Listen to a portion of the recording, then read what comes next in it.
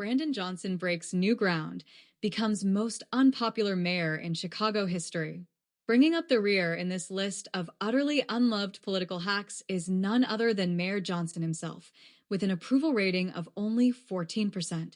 The list of aldermen you are about to see are Brandon's agreeables, and has not displayed a concern about the increase in their wards. They did not place their signatures on the letter to Brandon to stop increasing the citizens' property taxes and not showing signs of putting up a fight to stop it. These are your elected aldermen who has not brought the citizens' concerns to the table. Keep in mind, these are the same aldermen who are already collecting a six-figure salary and 48 signed on to collect a raise increase in January 2025. Is this what you want to continue not representing you in your ward? That is a decision you must decide. Did you notice what they have in common? They care more about the mayor's desires than the citizens. We cannot continue to move forward under this mindset. Silence is worst, and makes it appear the citizens are accepting. The full force of government is here today. I will be here every single Tuesday to update the city of Chicago on the progress that we are making in building a better, stronger, and a much safer Chicago. On this Tuesday, of course, I'm very mindful that we are 1 week out since the presidential election. The outcome of that election is not the one that we were hoping for in many ways, to say the least. But I do want to take this moment to reassure the people of Chicago that no matter who is in the White House, our city will remain a city that will stand up and fight for working people. No matter who's in the White House, the city is committed to making sure that we are fighting for the interests of the working poor and poor people, that the West Side and the South Side will not be ignored. The Southeast, the Northwest side of the city of Chicago will not be ignored. We will always be a city where people have the freedom to love who they love. This is a city that always will continue to believe that you have the freedom to make decisions for your own body. This is a city that will remain a welcoming city.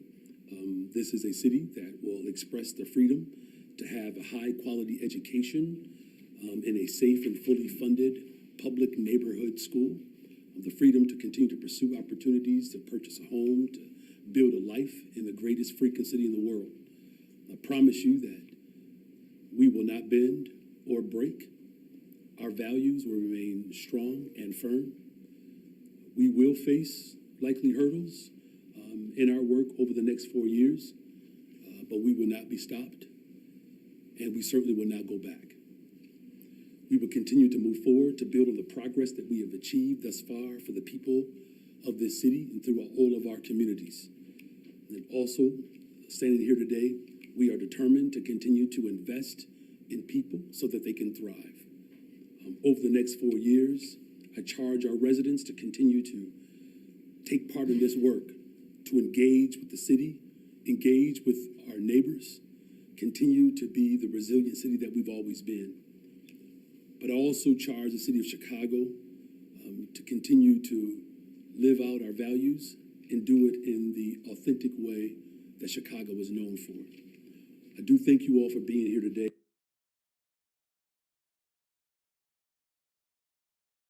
The ultimate goal that I have for the city of Chicago is to make sure that we're investing in people. This is about creating real economic growth for the city that I truly love.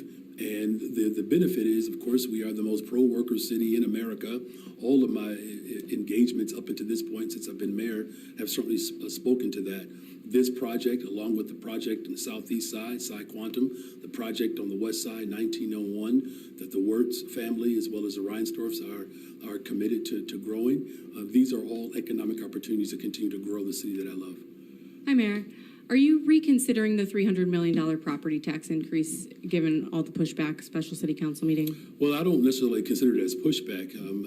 I'll say it like this. So as a public school teacher, sometimes we do things to get people's attention. And so now that we have the attention of everyone, I've said from the very beginning, this is a proposal.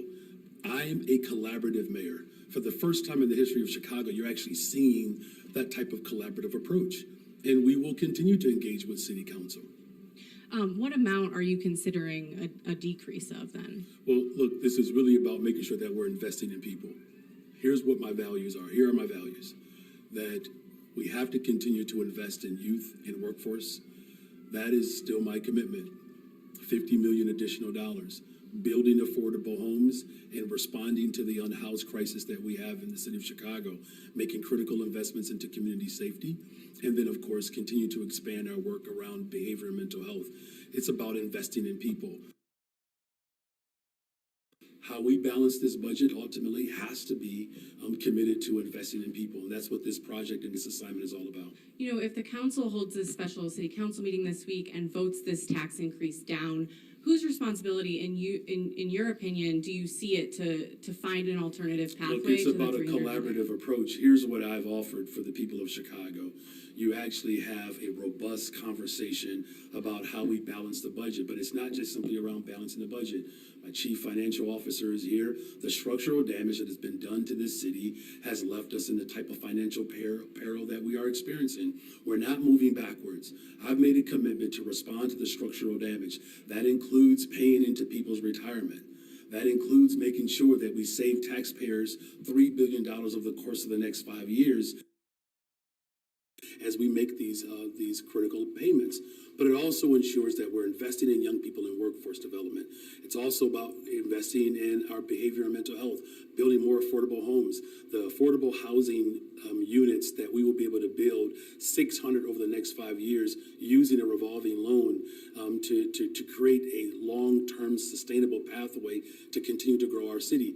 That's the excitement. Now, look, there are progressive revenue ideas that we have to collectively fight for in Springfield. Everyone knows that. The city of Chicago has been very vocal and out loud about the fiscal challenges that we are experiencing, but this is not confined to the city of Chicago.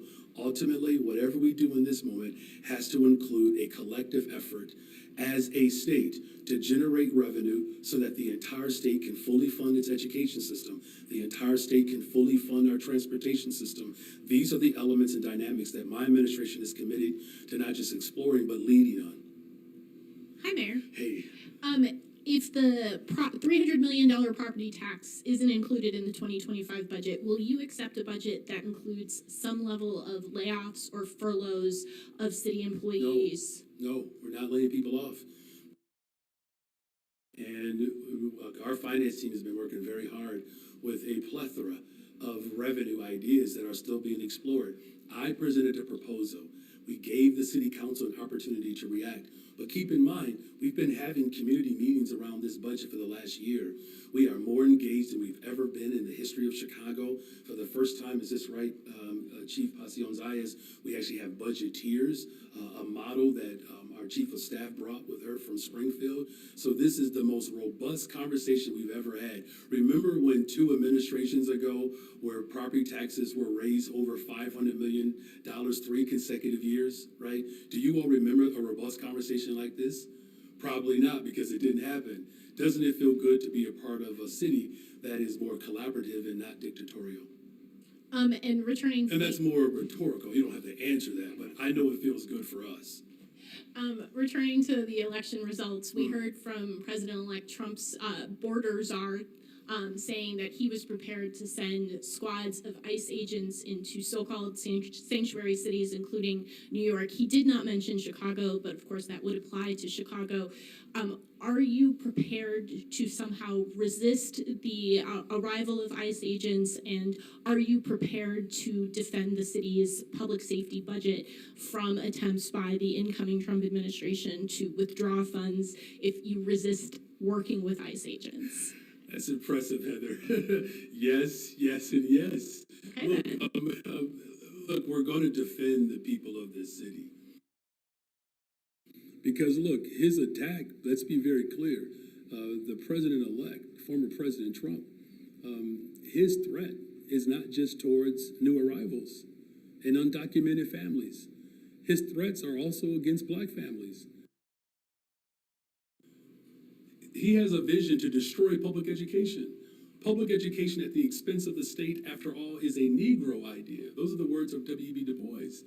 So when he talks about Project 2025 and dismantling public education, we're talking about a system that has been designed to create leveling opportunities for families who are descendants of slaves. He's also threatening the Department of the Environment. We restore the Department of the Environment. With global population shift and climate change that's happening all over the planet, we're going to stand up and protect our environment. We're going to stand up and we're going to protect undocumented individuals. We're going to protect black folks, brown folks, Asian folks. Listen, the anti-sentiment that exists in this political space right now is unconscionable and it's dangerous. Whether it's anti-black or anti-Semitic, we're going to protect people and we're going to invest in people. The city of Chicago will be better, stronger, and safer despite who's in the White House. Together we can build a better city that benefits all its citizens while excluding no 1 inch, said Daniel Bolin, co-chair of the Committee for Chicago Mayoral Recall. For more information, please go to the website www.recallthisfall.com. There you can find a downloadable petition and instructions to circulate it. Our new deadline will be December 1st, 2025, but is subject to change. Sincerely, Daniel Boland, Co-Chair Committee for Chicago Mayoral Recall.